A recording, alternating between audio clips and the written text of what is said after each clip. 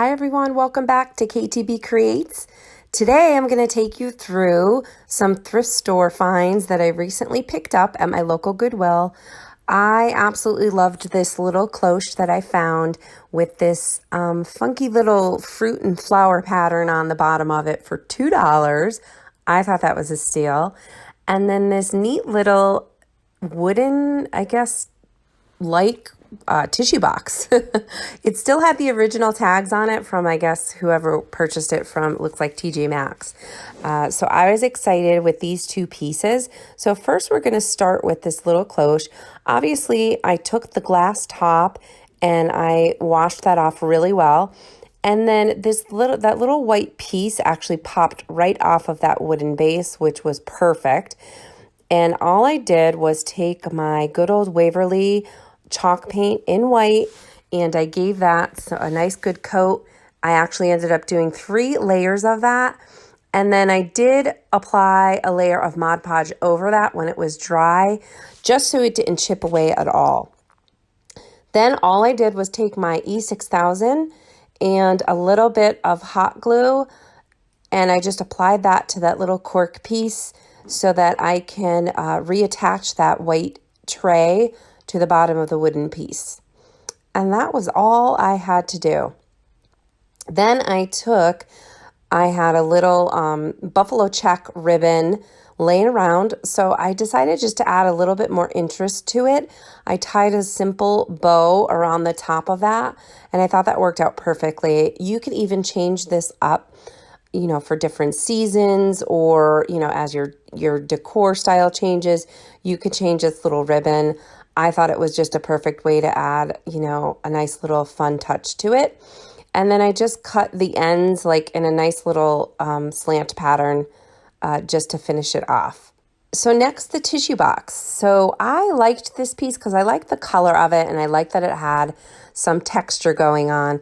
So all I really ended up doing was, again, taking my Waverly white chalk paint in white because I love that stuff. And I just started dry brushing it all over the tissue box, kind of following the pattern of the little weaves, the wood grain. I don't even know what you would call this. And I just kind of kept going over in all different directions just until I was satisfied with the coverage of the chalk paint. I still wanted that deep wood tone to kind of show through because I really did like that, but I just wanted to lighten it up a bit and just give it some new life. I had this sign left over from my summer Dollar Tree stash, and this was the perfect opportunity to use that little mason jar bless sign from it. So I just took that off of the sign, and I am just going to go in and add some chalk paint, just dry brush it on in white chalk paint, just because the silver against the tissue box, it really didn't show up. So this made it pop a little bit more. And that's what it looks like when it's all finished. You can also add a layer of Mod Podge to that as well, just so it doesn't get scratched. Now I'm just creating a little twine bow, just again to add a little bit of interest to it, to cover up that little hole that's on that mason jar. And I didn't really like the way the twine looked against the thing, so I kind of wanted to lighten that up a little bit. So again, I'm just taking my Waverly chalk paint and just dry brushing just a little bit of chalk paint onto that, just to lighten it up a bit. And then I'm going to simply take all of it and glue it right onto my tissue box. You'll see I did start with hot glue, thinking that would work out fine. But you'll see in a second, it really didn't stick to the tissue box. I'm not sure why. So I took off that hot glue then because it wasn't staying. And you'll see I did end up going to my trusty Gorilla Glue. I really, really love Gorilla Glue. It works really well. I do use E6000 in a pinch, but this is really my go-to. So I used a lot of that, and then I just used a little bit of hot glue around it just for that instant hold. And then I just applied it where I wanted it to stay, and I was good to go. So last is this cute little wooden box decoration cabinet, I guess you would say. I don't know what you would call it. This was actually $1.99 at my Goodwill, and it has this little door that opens and these 6 little cubbies in it.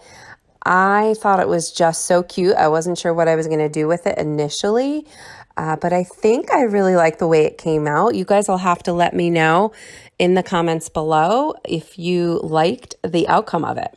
So I went in and I decided to take my antique wax from Waverly and just deepen it up a little bit because I didn't like the tone of this wood. It was a really like reddish type of a wood and I didn't like it. So I took this and I brushed it on and then I would wipe it off with a paper towel as you would a stain. It's much easier to use this instead of a regular stain.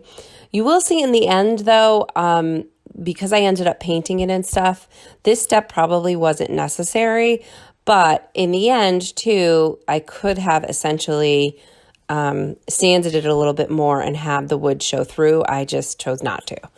So again, it's all about just making things look, you know, the way you envision them, and it's all trial and error. So don't be afraid to just jump in and do something because paint can cover up whatever mistake you make. So I did make sure that I went in to all of the little cubbies.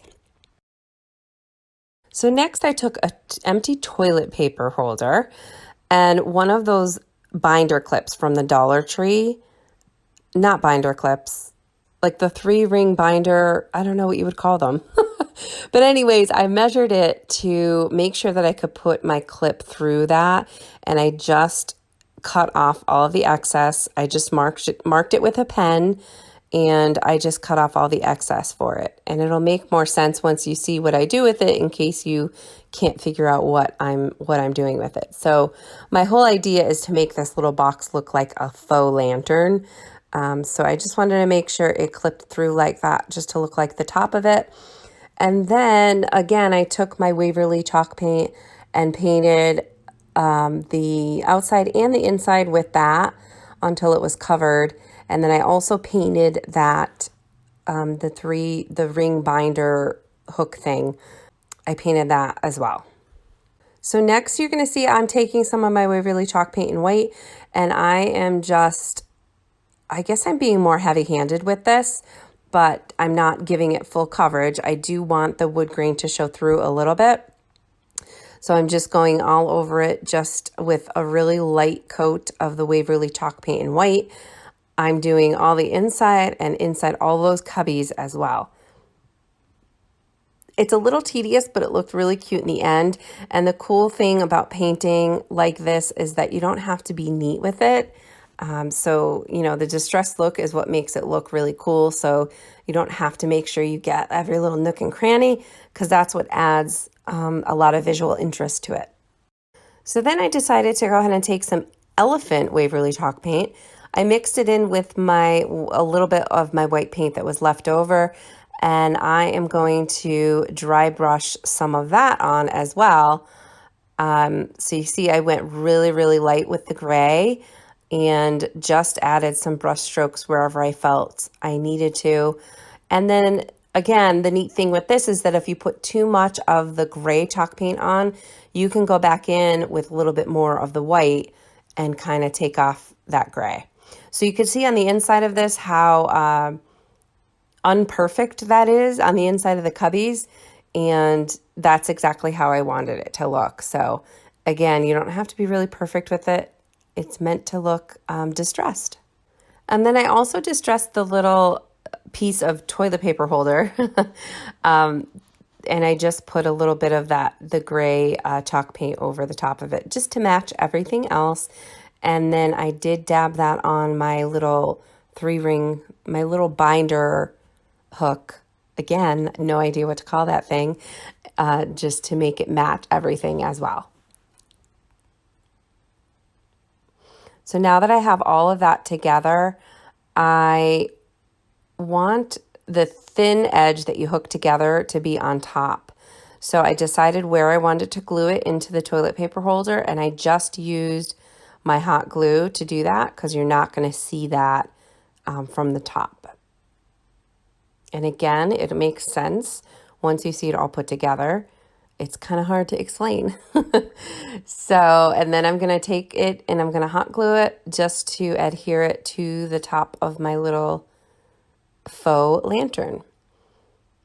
And I think this turned out really cute. Again, I wasn't sure what I was going to do with it, but I thought this was, I don't know, something interesting. And I know the lanterns are really popular. So here are my finished projects. I hope you love them as much as I do. This little cloche was like super easy to do, but I love how it turned out. You could obviously change it for the seasons and use it for decorating.